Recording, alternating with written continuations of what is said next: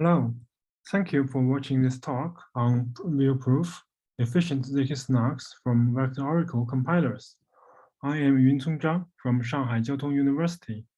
This is joint work with Alan Szepeniec, etc.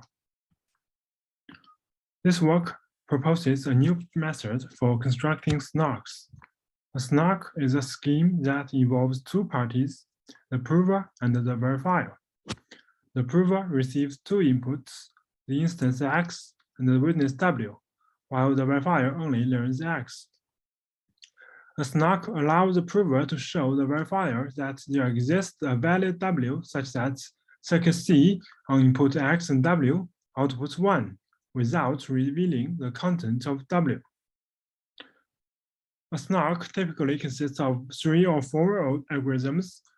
There is a setup procedure, which in some cases also serves as a preprocessing algorithm that takes the circuit C as input and generates a common reference string, shorthand CRS. The prover takes the CRS and generates the proof pi for the instance witness pair, and the verifier can check if this proof is valid, also using this CRS. A SNARK should satisfy 3 properties. The S here represents succinctness, which requires that the proof size is logarithmic to the size of the circuit, and sometimes also requires that the running time of the verifier is also logarithmic. The N stands for non-interactivity, which means there is no back and forth interaction between the parties. The prover only needs to generate a single message that is a proof. The verifier checks this proof without requiring further information from the prover. Finally, the arguments of knowledge require that the prover must know the witness W in order to generate the proof. In other words, after the verifier validates the proof, the verifier is convinced that W not only exists, but also is known to the prover. Recent years witnessed an explosion of new SNARKs, which can be roughly classified by whether they have transparent setups or require trusted third parties, or if they are fully succinct, etc. Despite the large number of schemes, most of the SNARKs share a similar construction pipeline. This pipeline starts from the circuit and transforms it into a constraint system by a procedure called arithmetization. Next, they design a polynomial protocol addressing this constraint system. Finally, this protocol is compiled into a SNARK by instantiating it with cryptographic tools like Viet-Shamir transform and polynomial commitments. Usually, by careful design and choices of cryptographic tools, the resulting SNARK also enjoys the zero-knowledge property and is called a zkSNARK. There are already many candidates for the first step, and most SNARKs start directly from one of the popular constraint systems, the RNCS, the HPR, or the Planck system. I will start by introducing these constraint systems. The RNCS is perhaps the most popular constraint system so far. It is an equation that involves 3 public matrices, A, B, C, and a secret vector, Z. The RNCS problem is to show that, given a small prefix, there exists a complete vector Z that satisfies AZ times BZ equals CZ, where the multiplication is Hadamard product, which is a fancy name for the entry-wise product between vectors. The HPR is adopted by bulletproofs and Claymore. It is also a matrix vector equation. It is very similar to RCS, so I will skip the details. Finally, there is Planck, which is a popular SNARK scheme. The underlying constraint system of Planck is a vector equation, and unlike the other 2 constraint systems, it does not involve matrices. Instead, Planck introduces another type of constraint called the copy constraint, which requires that certain elements in the secret vectors share the same values. Okay, now I have finished introducing the candidate constraint systems. Next, I will briefly describe the goal of the second step, the polynomial protocol. The polynomial protocol is an interactive protocol that involves the prover and the verifier unlike ordinary interactive protocols, where the parties communicate with strings, in the polynomial protocol, the prover can send the verifier a special kind of object called polynomial oracles. A polynomial oracle contains a polynomial which is possibly very large, so it exceeds the budget of the verifier to even read the entire polynomial. Fortunately, because of the oracle that encapsulates this polynomial, the verifier doesn't need to read the entire polynomial. Instead, the verifier queries the oracle with arbitrary points and receives the evaluation of this polynomial at its points. The functionality provided by the polynomial oracle is simple yet powerful, and often simplifies the protocol design. However, polynomial oracles do not exist in the real world. That's why we need the last step in the pipeline, where we instantiate the polynomial oracles with a cryptographic polynomial commitment scheme. In this work, we focus on the second step, which is also the most complex step in the SNARK design. The job of this step is to transform constrained systems into polynomial protocols. However, the constrained systems are usually described by objects and operations in linear algebra. For example, matrices, vectors, and inner products. On the other hand, the interfaces provided by polynomial protocols are obviously polynomials and polynomial-related operations. This mismatch is one of the major reasons that explain the complexity of SNARK design. We address this problem by introducing an intermediate stage between the constraint system and the polynomial protocol, which we name the vector oracle protocol. This intermediate stage provides a new interface for protocol designers that is more compatible with constrained systems. That's much easier to design than polynomial protocols.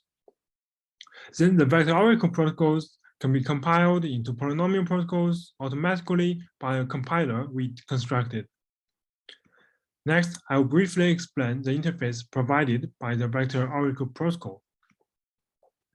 Like ordinary interactive protocols, a vector oracle protocol involves two parties, the prover and the verifier.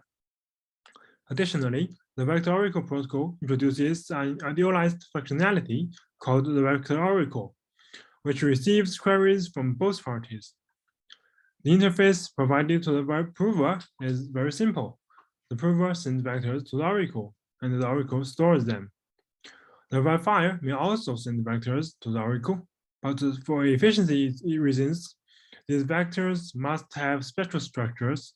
For example, the O1 vector, sparse vectors, or geometric sequences. The oracle can also store these vectors. The verifier may also ask the oracle to generate new vectors by operating on existing vectors using addition, scalar multiplication, or right shifting. Finally, the verifier may query the oracle to check some equations of the vectors. These equations may consist of Hadamard products between vectors or inner products. And the oracle answers yes or no according to whether these equations are satisfied. I will demonstrate how to design vector oracle protocols with a simple example, the range proof. Assume the vector oracle stores a vector v, and the prover wants to convince the verifier that the first entry of v is between 0 and 2 to 32. To achieve this, the prover computes the bit expansion of v1 and sends this vector to the oracle. After that, the verifier first checks that b is indeed a binary vector by querying the oracle with the equation, asserting that multiplying b by itself obtains itself. Then the verifier checks that the inner product between b and the power of 2 is indeed the first entry of v, which is formalized as the inner product between v and the first unit vector. Now I have introduced the interface provided by vector oracle protocols. Next, I'll explain how to compile this simple vector oracle protocol into a polynomial protocol. After compilation, the vector oracle is eliminated and all the vectors are replaced with polynomial oracles. In particular, the vectors sent by the prover to the vector oracle are replaced by polynomial oracles directly sent to the verifier, where the vector elements are embedded into the polynomial coefficients. For the geometric vector, the verifier simulates the functionality of the corresponding polynomial oracle locally by itself, using the geometric sum. Finally, the queries for Hadamard products and the inner product equations are replaced by a protocol between the parties called the batched Hadamard product protocol. This protocol is inspired by Claymore. I will not dive into details and refer the interested audiences to our paper. Now we have our tools ready. Next, we will use this tool, the vector oracle protocol, to construct SNARKs for all those three aforementioned constraint systems. These three constraint systems all derive from the circuit satisfaction problem. The first two systems, the RCS and the HPR, both involve the matrix vector product, where the matrices are typically sparse. Therefore, the corresponding vector oracle protocols, VORCS and VOHPR, both rely on the sparse matrix vector product protocol, shorthand as MVP, which I explain as follows. Assume that at the start of this protocol, there are two vectors A and B stored in the vector oracle. Our SMVP protocol allows the prover to convince the verifier that M times A equals B, where M is a sparse matrix that is known to both parties. As the first step, we multiply a sort of random vector to both sides of the equation, which we refer to as the alpha vector for convenience, where alpha is a uniformly random sampled field element. The short-stable lemma guarantees that if this new equation is satisfied, then the original equation is correct with overwhelming probability. Note that the right-hand side of this new equation is an inner product, and the left-hand side can also be viewed as the inner product between C and A, where C is the alpha vector left multiplied to M. Therefore, in the protocol, the prover sends both C and the alpha vector to the oracle, and the verifier may check this inner product equation by querying the oracle. However, it is possible that the alpha vector and the C vector are chosen maliciously by the prover. Therefore, the verifier should additionally check that the prover indeed sent the correct vectors. Checking the alpha vector is fairly easy by exploiting the structure of this vector. However, validating vector C is complicated, which we explain next. Now the problem is reduced to checking if C has the expected value. We repeat the trick of multiplying a random vector to both sides, this time the beta vector for another random variable beta. Now the right-hand side becomes an inner product. However, to satisfy the interface of the vector oracle query, we need to represent the left-hand side also as an inner product. To accomplish this, we exploit the sparse representation of the matrix as explained next. We represent M by three lists: the list of row indices, column indices, and the value of the non-zero entries. We then obtain the vector R by reindexing the alpha vector with the row indices, the vector S by reindexing the beta vector with column indices, and the vector V is simply the concatenation of the non-zero values. Then it is easy to find that the left-hand side in the previous slide is exactly the inner product between R times S and V. Note that V depends only on the matrix, which is public, so this vector can be sent to the vector oracle in the offline preprocessing phase. However, R and S depend on the random variables alpha and beta selected by the verifier, so these vectors must be computed on the fly. Since the verifier is expected to be efficient, we shift this burden to the prover. Let the prover compute their Hadamard products named T and send T to the vector oracle. The verifier then completes the check by querying the vector oracle. However, since T is selected by the prover again, we must prevent a malicious prover from sending an arbitrarily selected T that satisfies the inner product equation. So next, we need to explain how to check the correctness of T. Note that T is the inverse of the head-mount product between two vectors. One is a vector of row indices subtracting alpha from all entries. Another is a column indices subtracting beta. We split the product into the linear combination of four vectors. It suffices to check that the product of T and this linear combination is a constant one vector. Note that all these four vectors either depend only on the public matrix that can be prepared in the preprocessing stage, or is all one vector.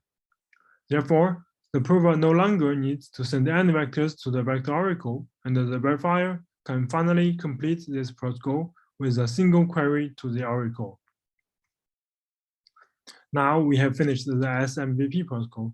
It is straightforward to construct the vector oracle protocols for RNCS and HPR using SMVP as a subprotocol. Recall that the RNCS equation requires that AZ times BZ equals CZ for a secret vector Z. The prover, knowing the secret Z, can compute these products denoted by vectors YA, YB, and YC and send them to the vector oracle along with the witness W.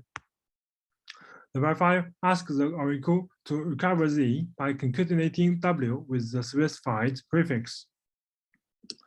Then the parties run the SMVP protocol to check the correctness of YA, YB, and YC. Finally, the verifier checks that YA times YB is indeed YC. This completes the protocol. VOHPR is very similar to VORNCS, so we skip the details here.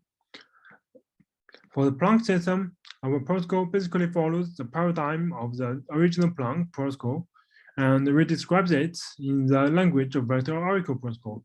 So I will not dive into the details. Specifically, we encapsulate the core idea of Planck in two subprotocols, the product check and the permutation check. Furthermore, the vector oracle protocol allows some optimizations that are hard to apply to the original Planck protocol. For example, we sort the circuit gates by their types to eliminate the signal vectors for addition gates and multiplication gates. The convenient shifting of vectors allows the prover to send all the witness vectors concatenated together, which reduces the proof size after the protocol is compiled into a SNARK. The interested audience may refer to our paper for more details. We compile these vector oracle protocols into zkSNARKs by the KZG polynomial commitment and compare their performance against the state of the art for each of the constrained systems. Our protocols are at the advantage in proof sizes and verification costs. In particular, the proof of VOProof contains only 7 group elements and 2 field elements, becoming the smallest among all SNARKs with universal setups. Thank you for watching this talk.